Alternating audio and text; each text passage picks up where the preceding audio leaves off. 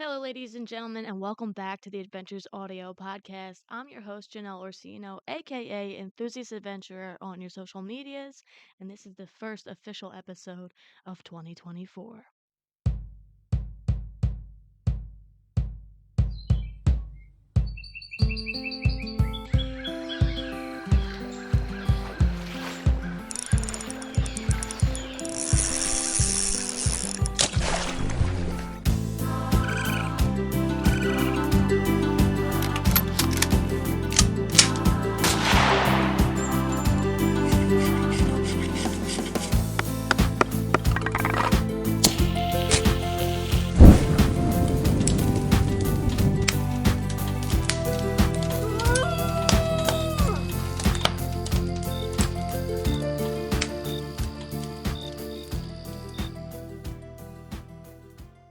So, we're going to go all the way back to December 2022. And that year, we ended it off being engaged to my now beautiful wife. Her name is Soraya. We got engaged in 2022. We both actually proposed. It was a agreement that we both made to each other, and we decided, if one of us wants to propose and the other one, kind of beats us to it, quote unquote, then the other one would also have their opportunity to do it in the way they wanted to. So Soraya actually proposed to me in October of 2022. We went on our yearly Vermont trip. We usually go for the fall, for the foliage. We go do all of the fall festivities up in Vermont. It was such a beautiful day. The sun was setting behind the mountains. We were basically on this upper ledge that was this bouldery rock point, kind of like a bridge system, overlooking the beautiful lake or reservoir that we were at, surrounded by mountains and fall foliage. She played it off really, really well, recorded the whole thing with my camera. So we will forever have that moment documented in our lives. And from that day forward, we knew we were going to spend the rest of our lives together. The other amazing part in that was that I knew that I was in, and that when I was ready to propose, she was obviously going to say yes. And it's a really special moment in your life when you find that person and you get through all the trials and tribulations and you get to the point where you want to spend forever with that somebody. And the ironic part was that the Monday before we left for the trip, so we left on like a Friday. That Monday, I literally had gone to the jeweler to start designing her engagement ring because I knew that I wanted to propose to her and spending the rest of my life with her. So, ironically, that weekend she proposed to me, and then that allowed me to plan my proposal to her. So, I started scheming with my dad, and I told him my plans to propose. And Soraya's a big ice skater, and I said, I want to do an at home DIY ice skating rink. I want to do it up with fairy lights. I want to take her there one night, just me and her, do a little bit of ice skating, propose to her on the ice, and then sit back and have a little bit of hot chocolate in each other's arms, kind of enjoying the stars and the night itself. So we started planning and checking out the water, making sure that we had all of the things that we needed. The ice rink was loaned to us by a friend who actually had one. I bought the string lights online and I found the perfect location for me to do this proposal. November goes by and December is going by, and we had a very rare cold front come through in December. And I just kind of knew that I had to kind of jump at it. This was the only time that year that we were going to actually have cold enough weather that things were going to freeze and that ice rink would be skatable. So we set up the ice rink, we get all the lights ready, and I take her out there the day after Christmas. And I go and I set up all the lights and I blindfold her and I surprise her with the ice rink.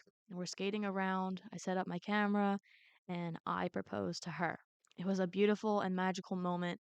It went practically exactly the way I planned it. And now we're going to spend the next year planning our lives together. Now, by the end of 2022, Soraya and I are officially engaged, and we decided we wanted to spend the new year together and do something very exciting and bold. We decided to rent a hotel room for the night of New Year's Eve and New Year's Day, and we decided to get tattoos on New Year's Eve to bring in the new year and to give us kind of a new meeting, a new goal, and to celebrate, being together forever and supporting each other in our dreams. So I had been wanting a tattoo for the longest time. I never thought I ever would get one. I always thought it would kind of be like a fever dream.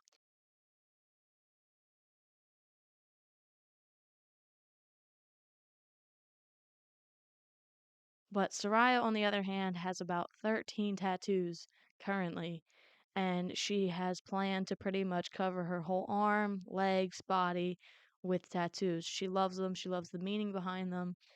She loves the artwork and everything about them. So I finally decided to bite the bullet and to get a tattoo with her. We didn't want to get typical couples tattoos that were exactly matching. We didn't want to be those people. The meaning behind the tattoo that I have on my arm is a very strong one, and it is also the same that corresponds with her tattoo that she has on her leg.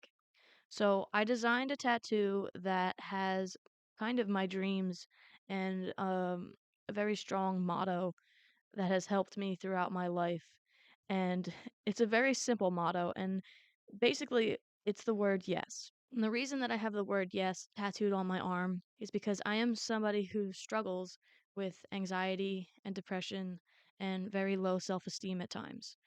I battle these voices in my head daily. I have ADHD and I struggle with so many different things every minute of every day. And with those battles, a lot of the time, I would say no to opportunities. I would say no to going after my dreams or going after the things that I want or doing the things that make me happy. I would say, no, you're not good enough to have this person. You don't deserve love. When I had thoughts thinking, oh, maybe we could do this and be happy, my brain would automatically say, no, you can't do that. And people around you also, when you tell them your dreams or when you start talking about things that you want to do, a lot of the times you hear the word no or them telling you that you can't, and you start believing that. So I wanted to turn around that mentality and I wanted to start saying yes. I wanted to start saying yes to life. I wanted to start saying, yes, I am good enough. Yes, you do deserve love and you will find love. And yes, you will reach those dreams and those goals that you have if you work hard enough. Yes, you can get up off the couch today and you can go be happy and stop listening to the negativity in my head. So I got the word yes tattooed on my arm. Above that, I've got a portrait which is of a mountain scenery with some woods, a little fire with my dog sitting next to it, and my school bus conversion. And this tattoo has a lot of meaning. I'm not actually going to dive into all of it, but I have some really big dreams and goals and things that I want to do with my life and career. And starting 2023 off the right way for us was by acknowledging these dreams and goals, making a solid plan, and actually starting to live the lives that we wanted to live and live them together. So I have an incredible support system in Soraya, in my wife, and we got these tattoos from a very, very nice man. His tattoo studio is called Mars Made, and he actually converted a Sprinter van into his tattoo studio. So my fiance and I at the time went and got tattoos from a guy out of a van on New Year's Eve 2022 to bring in the new year of 2023. It sounds sketchier than it was. He was so respectful, so kind, such a gentleman, very supportive. He's a military veteran. His backstory is absolutely amazing. I recommend him to everybody and anybody out there who wants to get a tattoo. He did a remarkable job on my tattoo and Soraya's tattoo, and he is now a friend for life, I would consider. So, thank you so much. Shout out to you. I really appreciate everything that you did for us. I will put his information in the link description below so that you guys can check him out if you want to. To correspond with the tattoo that I got, Soraya got a Portuguese themed tattoo because her heart forever lies in Portugal, where the majority of her family lives.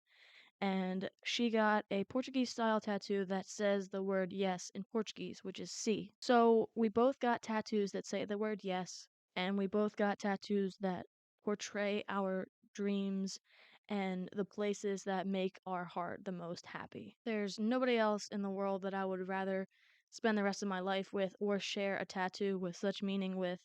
And it was a beautiful and amazing day. She is the most amazing person and support system I could ask for.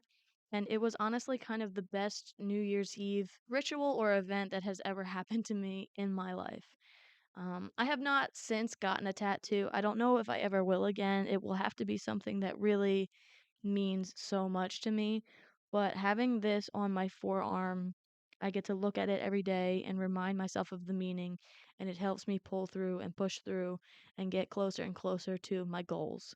And with that being said, we entered the new year of 2023 as fiancés, newly tattooed, and ready to take on the world together.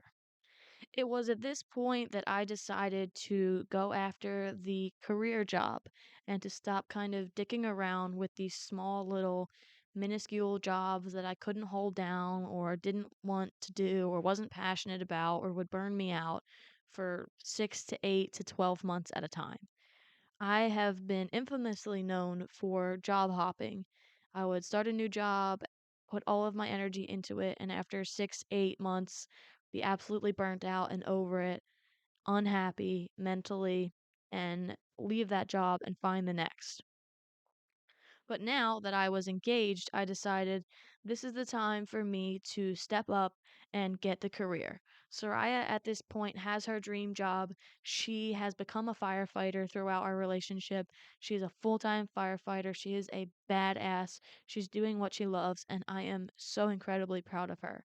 And I decided I need to step up my game because this woman deserves the best. She deserves me to be able to provide, and we want to have a family one day and a house and kids, and I need to step it up and make sure that I have the career and the serious job path, settle down, lock it in, and commit myself. So I was working at Home Depot at the time that we got engaged, and then I decided, okay, let's go for the big boy. And the US postal system has been something that I had thought about for the longest time.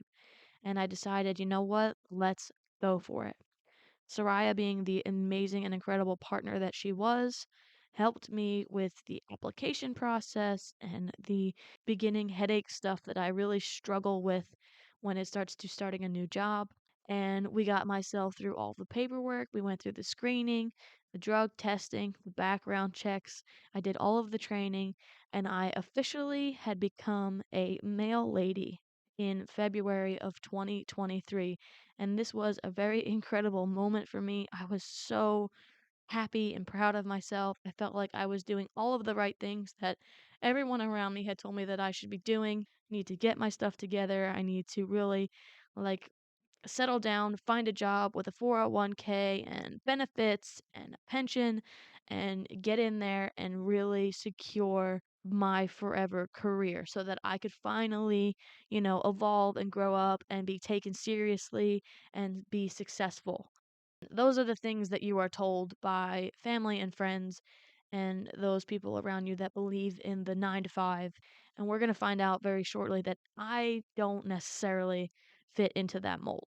But let's get back into it. The woman that helped train me, her name was Nancy, and she was an absolutely amazing person. And I am forever grateful for her and the attitude that she gave me, and the positivity and the feedback, and the drive to continue to be better every day and to really stick with this job. And in the beginning, I had, of course, every single intention of staying with the US Postal Service.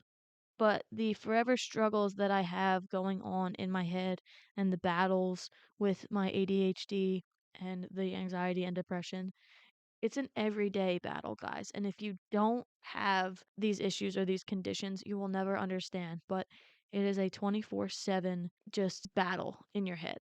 So I spend some of the winter fishing. I catch a few pickerel here and there just to try to keep my spirits up. And things start really happening with the Postal Service. We get through February, we get through March, and things are going very good. I'm engaged, so I'm planning a wedding, and we decide we're going to have an outdoor wedding. And we're going to do a lot of the things ourselves. It's going to be slightly rustic. And we have a friend of ours who's got this big chunk of land who's going to allow us to use their property to get married there. In this time, we're also prepping our fishing kayaks for the up and coming fishing season because we both are absolutely stoked about fishing. We love it so much. And I was very excited to get Soraya her first actual kayak and get that rigged out for her so she could do fishing as well from the kayak with me on my missions, and we both could enjoy the outdoors together. Who does enjoy, love, and share the passion for the outdoors that I have? Also, in this time, one of my best friends had her first baby. She had a little baby boy. His name is Noah. He is the happiest baby that I have ever seen. She is an amazing mom. I am so incredibly proud of her and her husband. We wish them the best of luck in welcoming a new baby and a new life into the world. It just brings a new chapter into everybody's lives. And at this point, everything seemed to be fitting into place. I'm engaged. I have the 9 to 5 career with the good benefits and the pension and the 401ks. And my fiance as well has her big boy or big girl career locked down. We're talking about getting a house, having kids, and the fishing season of 2023 was absolutely incredible. In the spring, Soraya and I went out multiple times on our John boat, and we were throwing some chatterbaits around, and we were catching some monster bass and monster snakehead. We both live in New Jersey, and there are a bunch of different species that live throughout New Jersey. Soraya capped off her personal best largemouth, breaking that 5 pound mark. I was so proud of her, and in that same day caught a monster snakehead. I don't remember the exact size of this thing, but it was over 5 pounds for sure. We also were very excited because this was the year that we decided we were both going to get our boating licenses so that we could both operate a fishing vessel, such as a boat, on any body of water. So we both signed up for the course. We drove about an hour or so up north. We did the whole, day session of just getting information pounded and pounded and pounded into your brain. We took the test. Of course, my wife, being who she is, gets a 100 score. I think I got like a 96 or something, or like an 88, somewhere in there. Regardless, we both passed our tests, and now we both officially have our New Jersey MVC boaters licenses, which is so very exciting because we both are avid fishermen. She loves the salt water and the fresh water.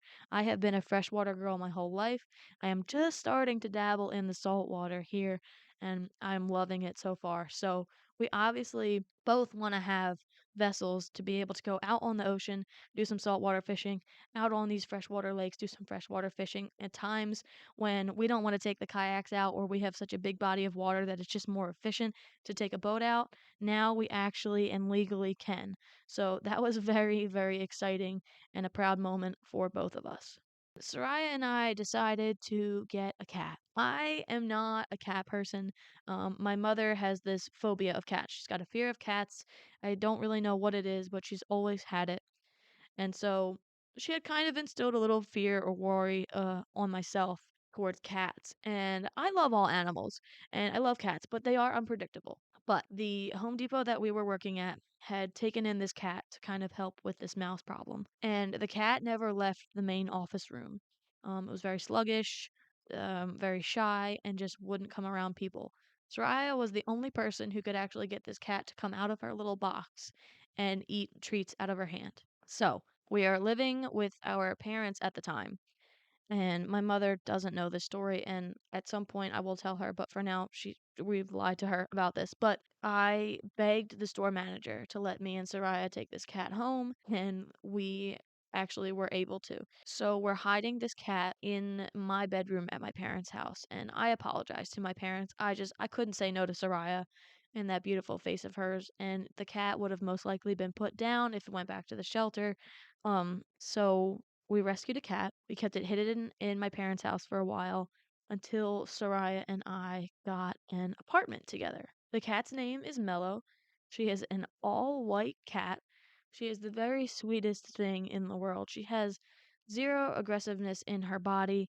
She is the quietest cat. She only meows when she misses us, like if we go away for a while, like a week or so, and we come back. She is just the sweetest thing. She has absolutely captured my heart. And of course, she has chosen me as her human, and she has connected and latched on to me. I think she knew that she needed to win my heart over in order for us to keep her because the first couple weeks was definitely a grace period and a trial run. to see if this cat would get along with us. My dog Riley, our dog Riley, is the sweetest thing ever. She is slightly afraid of the cat, has zero aggression towards her, and also doesn't care at the same time. And Mellow's reaction to Riley is the exact same. They both coexist in the same areas with no problems. At times they are wary of each other and they stay away, and at other times they don't really care. They can share the same space. So the cat worked out very well with the dog and with the two of us. So we now have a cat. At this point, we are at May or June of 2023, and we are talking about getting an apartment. We've been looking around, talking to some people, trying to find our own place so that we can be together. Because obviously, living with your parents, and being engaged and then potentially being married soon, you want to move out and you want to find your own place. But the market and things have not been so nice to us, and it was very difficult to find something in our price range. But now that we both have the big girl careers, we were able to save up some money. Soraya had a friend who had an apartment available. It is on a monthly lease, and it is at a very nice and decently discounted price that we are able to afford. It is a two-bedroom apartment, one full bath, one nice little closet slash washroom.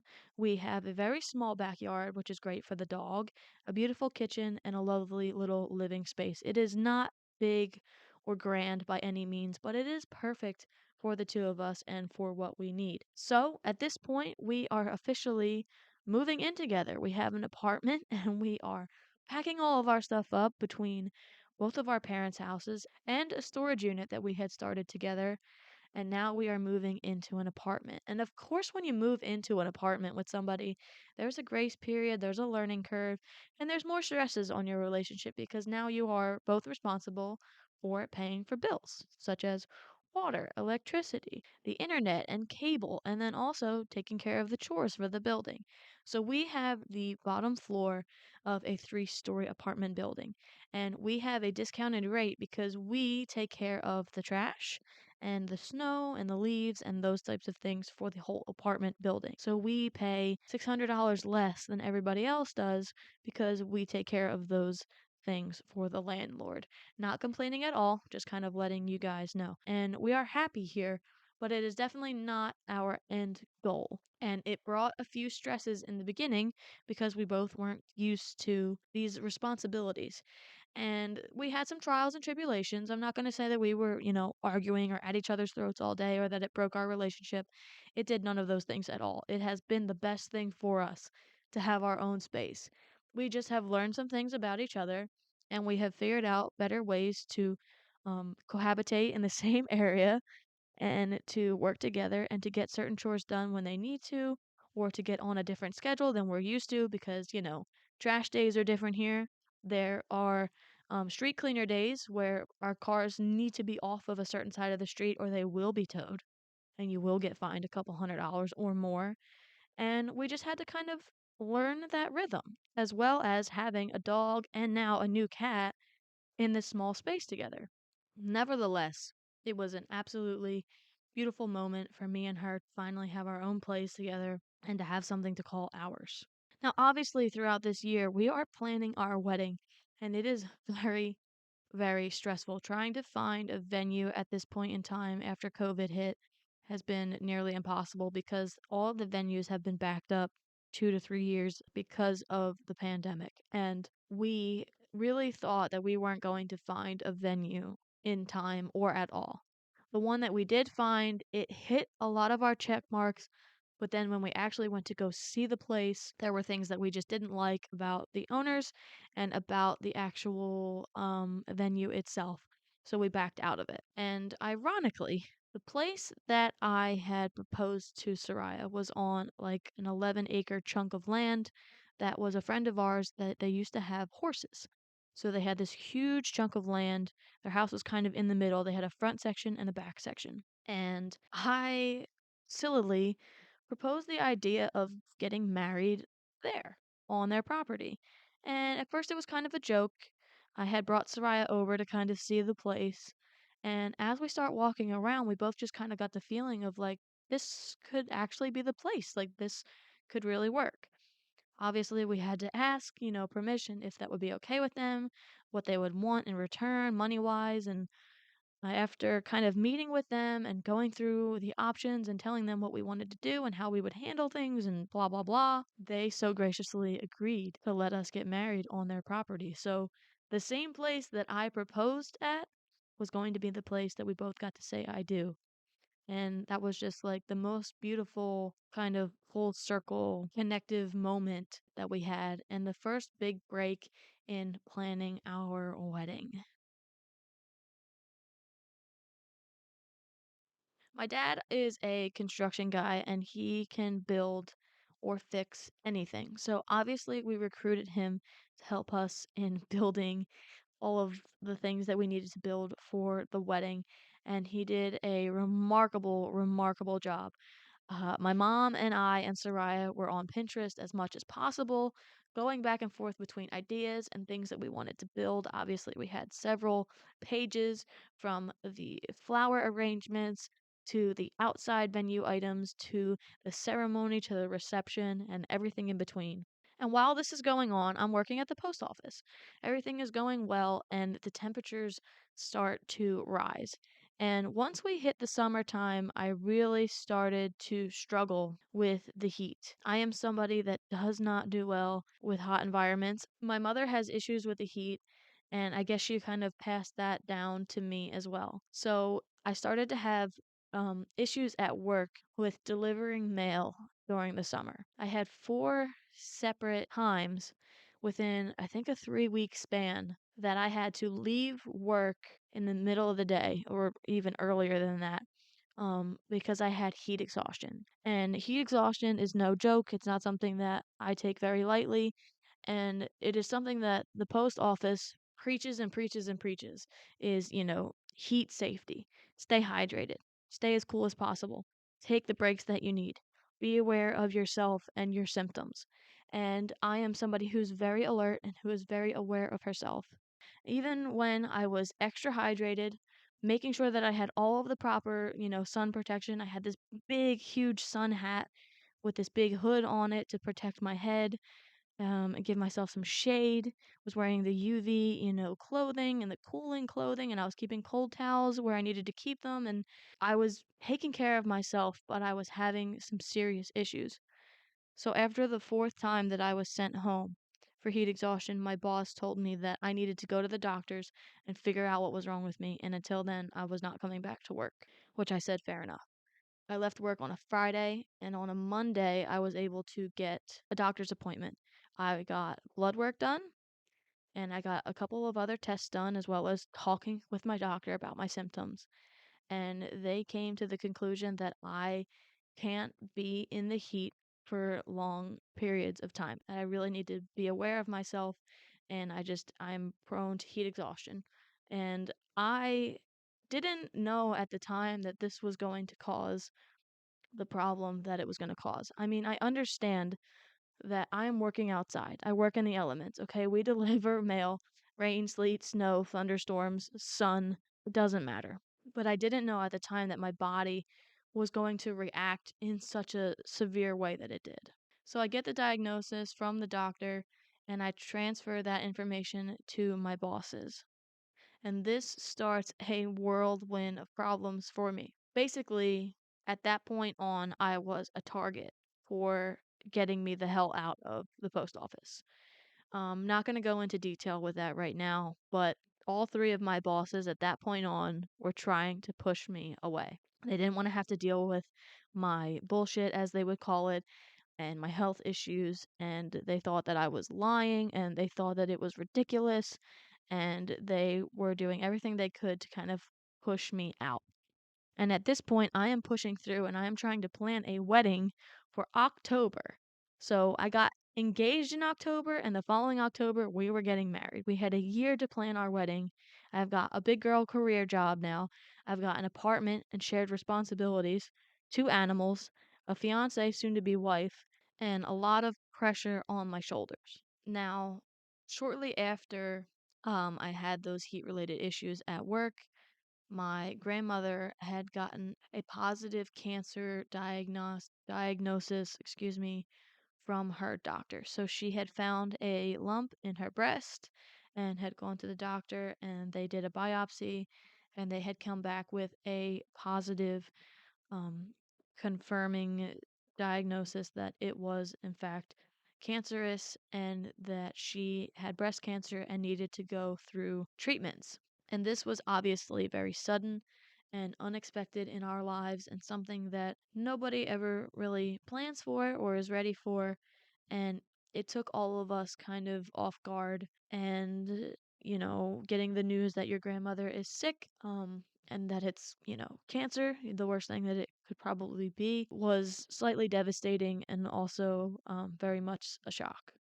And in trying to figure out her status and, the medical path that she needed to take, the medicines that she needed to be on, the treatments that she was going to be getting, if they worked, if they didn't, all of these things, my family had been going through a lot. And at this time, my grandmother's husband, or my grandfather, was also slightly mentally kind of slipping quite a bit. He would really kind of just talk in circles, was forgetful of a lot of things, and we all did our best in trying to keep our reins on both of them. But you have one who is slightly kind of has dementia, and you have another who is going through a breast cancer diagnosis and treatments. And I moved about an hour and 15 minutes up north from all of my family.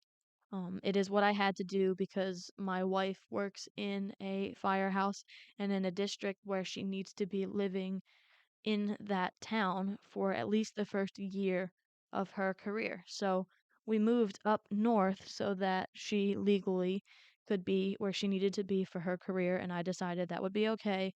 At some point, we will, find a middle ground within the next, year and a half to 2 years, and we'll move back down. So I have been away from my family, communicating with them via text and periodically checking in on them after work because I still worked an hour away from where I live. So there was a lot of battling going on, my struggles at work, having three people who are the top of the top, three bosses that were giving me the cold shoulder and were trying to push me out and causing more issues and calling union reps on me and having multiple meetings and hearings, as they call them, and all of those issues. And then having a grandmother who is going through the worst time that anyone could ever go through and doing radiations and chemotherapy. And then you have my grandfather who was barely able to remember what was going on. There was so much going on, and then planning a wedding on top of that. So a lot of things were going on, obviously, but we're getting close to the wedding. We're in August now. I turned 29, and I decide to kind of shave or buzz my head all the way down with a size 1 clipper, for my grandmother because she obviously lost all of her hair from her treatments. So I decided to kind of cut my hair off in solidarity with her. And that was a very eye opening moment for me because I don't think we all realize how much our hair gives our identity and our confidence and how much it is part of us until you don't have it. And I knew that my hair would grow back in time for the wedding in October, so I did it in August. I gave myself 2 months, and luckily it had come back. At this point, we are going crazy with wedding plans, getting our final preparations done, having meetings with the caterer and doing food tastings, and the baker and getting the cake finalized, getting all the flowers right, and meeting with the florist and making sure that we have all the pieces that we need, making sure the suits were found, finding the right color of suits, getting my suit and getting everything fitted, getting the dress, getting everything ready, and then boom, here comes October. This is the month that Sarai and I had been waiting for so long, and this is the moment in which we're going to get married. We're going to finally be wife, and I couldn't be more happy or more ecstatic. We have our rehearsal dinner, and then here comes the day that we both get to say I do. We got married on October 14th, 2023. My cousin Rebecca was our flower girl, and our dog Riley was the ring bearer. She got a little suit and she got to walk down the aisle. It was the cutest thing. My dad got to walk me down the aisle first, and then Soraya got introduced. And the moment that that song hit, I can't really describe the feeling that I had. Such a mix of emotions, adrenaline, excitement, slightly nerves, and just the anticipation of getting to see her, getting to share my vows with her, and finally getting to make her my wife. She comes down that aisle and she looks absolutely breathtaking. And every second from that moment on was just pure happiness and pure joy. And we got to exchange our vows. I said some of my vows in Portuguese. I might have butchered them because it's not my first language, but it was very important to me to do that for her and for her family. And we both got to say I do, slip those rings on, got to have our first kiss, our first dance. It went perfectly. We did a little choreographed dance thing that we did together in our home. Neither of us are professional dancers by any means, but we picked our song. We had been rehearsing and everything went smoothly. The food was absolutely delicious. It did rain. It rained on our wedding day. And luckily, we had two very large tents set up for the inside part of our wedding. Like I said, we wanted to have an outside wedding, so we had a lot of things set up that were supposed to be outside and then some that were inside. And it rained every weekend for the entire month of October in 2023 for whatever reason, and it rained on our wedding day, but it was the best day ever. We don't even remember the rain, honestly. It kind of made everything better because it brought everybody together in the same space and we all just got to be really in that moment and have intimate communications and conversations and really get to share those memories all together. There was one point in the night where the DJ did a couples dance competition. So instead of tossing the bouquet, Soraya decided that we would do a couples dance, and whoever was together the longest got to receive the bouquet, a bottle of wine, and they got to have their own dance together. So all the couples get on the floor, and the DJ starts, kicking people off. Okay, if you've been together 5 years, you can go. 10 years, you can go. 20 years, you can go. 30, 40, 50. Do we have anybody, 50 years or more? And my grandparents were the last two standing at 53 years of marriage. Now, my grandmother is in the process of battling cancer, and my grandfather is battling, his memory. And it was probably the most beautiful moment that I remember, was the two of them having that dance together in the middle of the dance floor while everybody celebrated them. And my grandfather started crying. And I knew in that moment that he kind of remembered everything and that he was present. And I couldn't really look because I didn't want to be crying. But they had their dance together, and I remember talking to my family who was sitting with them at the table after the wedding, and they said the second that he saw me walk in, he kind of snapped into reality and was him the whole night. And he was very much present and he wasn't talking in circles. And it was this really beautiful moment. So I am very grateful to have celebrated my wedding day with the people that were still here with us because we have both lost people in our lives, and my mom's parents are the last of the grandparents for me on my side of the family. So it was a really, really special day. So November rolls around and Soraya is so ready to cook for everybody. The weekend before Thanksgiving, we have a Friendsgiving with a bunch of our friends. It went so well.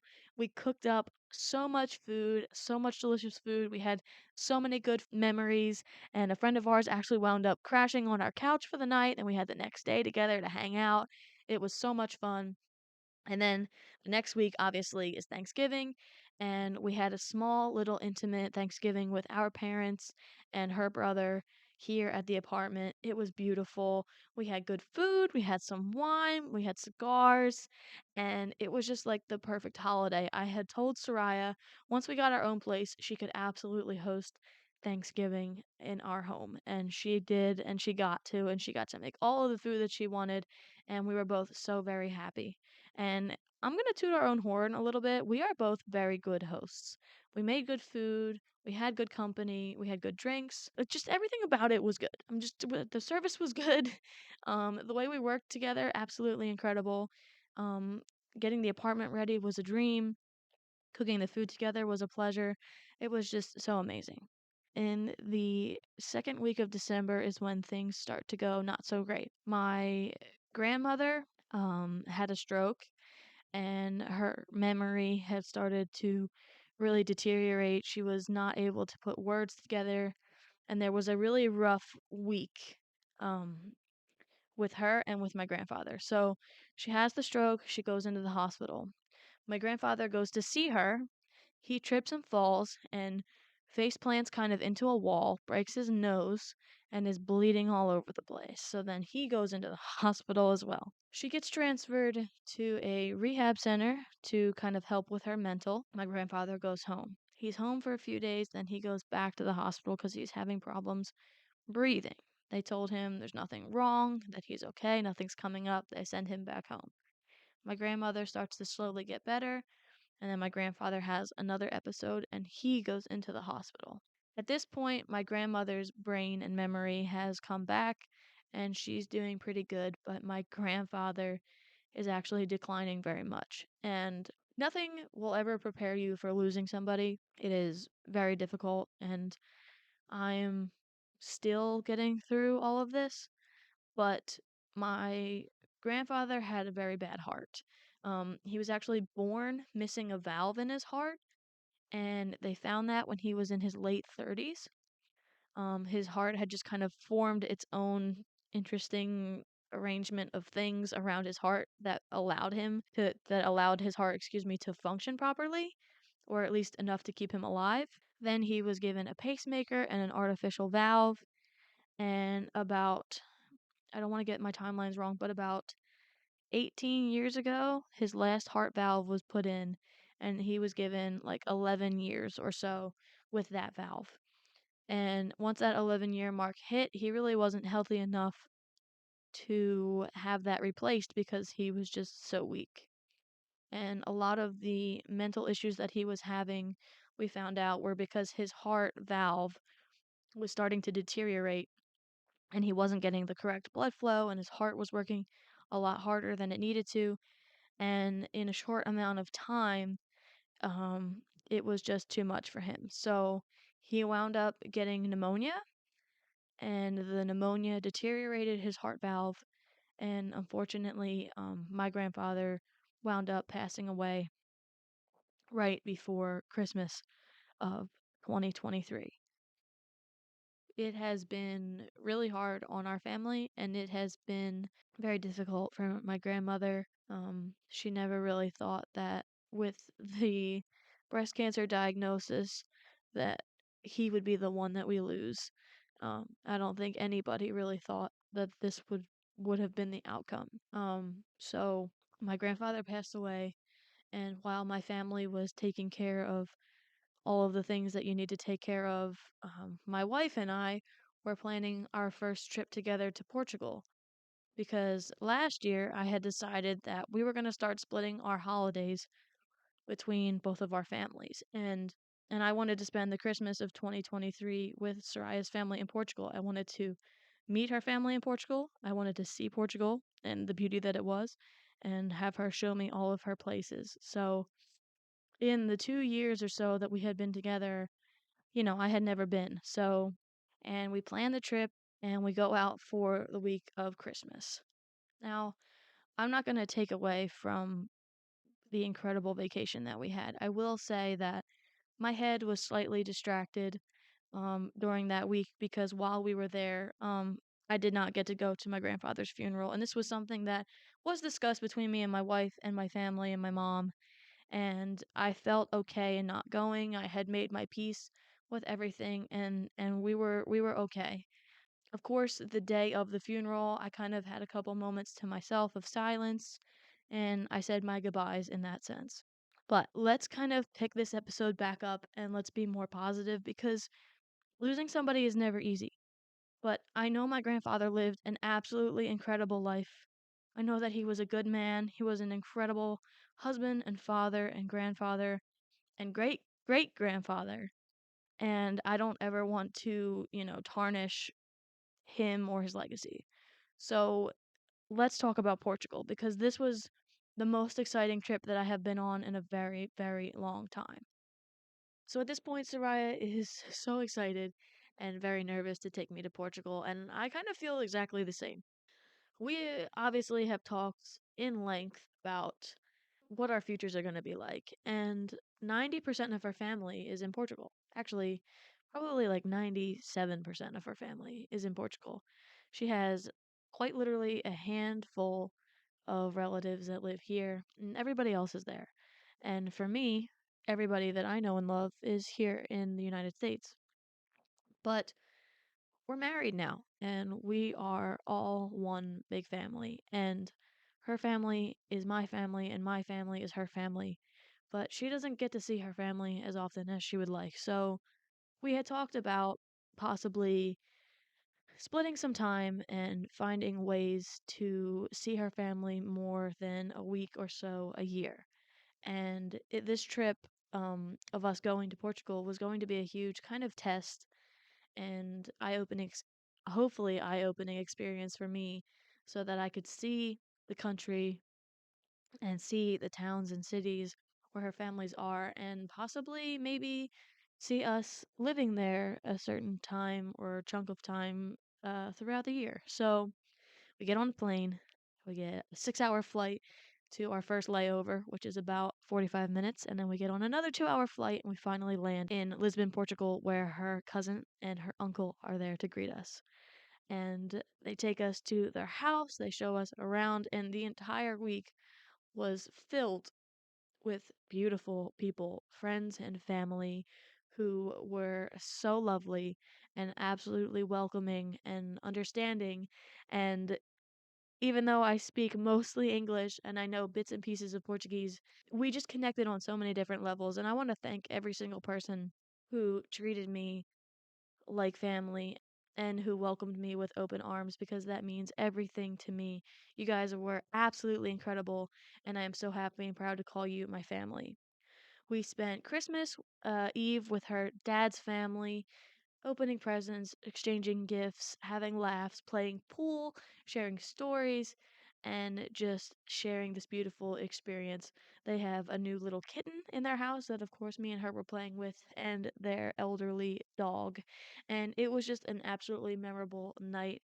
We ended it at the annual bonfire that they start there on Christmas Eve night and they keep going till New Year's Day. Woke up on Christmas morning, said goodbye to everybody, then drove back down to Soraya's mom's side of the family, spent the day with them, doing all of the Christmas things, eating the food, exchanging gifts. It was really just a magical experience. And throughout this trip, we obviously got to see Portugal. She took me to Lisbon and Coimbra and a bunch of we were in Bilbao a lot where her mom was raised, and we went to a bunch of different places, saw all of the beautiful buildings and architecture and the ocean, and I got little history lessons throughout all of it, and I got to see the landscape and see how the people live. And ultimately, we have decided that I can definitely see myself splitting my time and spending a couple months at a time throughout the year in Portugal with her and raising our family both here and there. And that was like the beauty that came out of this trip. Getting on the flight back home, everybody was sick on the plane, and I definitely caught all of those germs, and now I am also sick as well. We came home on New Year's Eve day, we spent with my parents, and we brought in the new year of 2024 with my mom, my aunt, my cousins, and my grandmother. It was a beautiful day, and we spent a few days there. We exchanged our gifts. We did all of our usual Christmas activities with my side of the family, and now we are back up at the apartment. Again, today is January 3rd of 2024, and I am recording this episode for you guys. Another beautiful thing that's happened is my brother and I have slowly started to kind of reconnect our relationship. There has been some family issues that have happened, and my brother has distanced himself with his fiance and their three young daughters. Um, and that has been really hard and weighed on me quite a lot.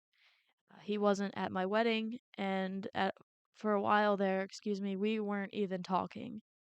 But for the last couple of months, we have been in communications, and I have visited them twice already, and we are talking again, and we are trying to reconnect and figure out, where we stand and really rekindle our relationship as, brother and sister, as well as, he has a family and now I have a family. So that is a huge blessing, and I am beyond grateful because that really tore a big hole in my heart. And I'm beyond grateful that we were able to kind of reach out and get back to, speaking terms and, in the future being more into each other's lives and me being able to see my nieces and have a relationship with them as well as him and his fiance and me and my wife. And now within time, the hole that was in my heart is slowly getting filled with love once again. Now, in this span of time, I have learned so much about myself and about life, and I think that's true for anybody, and especially when you look back at your past year or your past couple years or even the last couple months of your life, depending on where you are, who you're with, and what you have or are going through. My mental right now is not at a really good place. I left the post office shortly after our wedding, because I was burnt out mentally. I was fried. I was depressed. I was physically and mentally burned out. And it felt like everybody was against me. And it just felt like it really wasn't my place to be. I haven't shared this with my family, and it's been really difficult. But Soraya and I have this big, big, big, beautiful plans, I should say, of what we're going to do with this year and the next 2 years of our lives together. And I cannot wait to share those with you guys. A lot of traveling, a little bit of moving, a house potentially, a big road trip, possibly a new animal. We've got a lot of things to talk about, but I'm actually going to bring Soraya on to the next episode so that we can talk about our plans, our goals, and our dreams for these next 2 years. And I really, really can't wait to share them with you guys.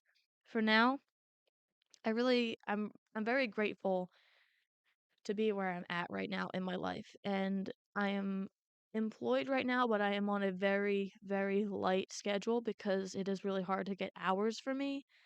So I'm spending a lot of my time at home, but I'm trying to pull myself out of this kind of dark place that I'm in and focus on the positivity and the good things that are going on in my life. So being able to actually sit down and record this episode was huge for me. It's been a struggle to even get out of bed most days, because sometimes I feel like a failure, and other times I just feel lost. And I have lost somebody in my life, and I have gone through a lot of changes.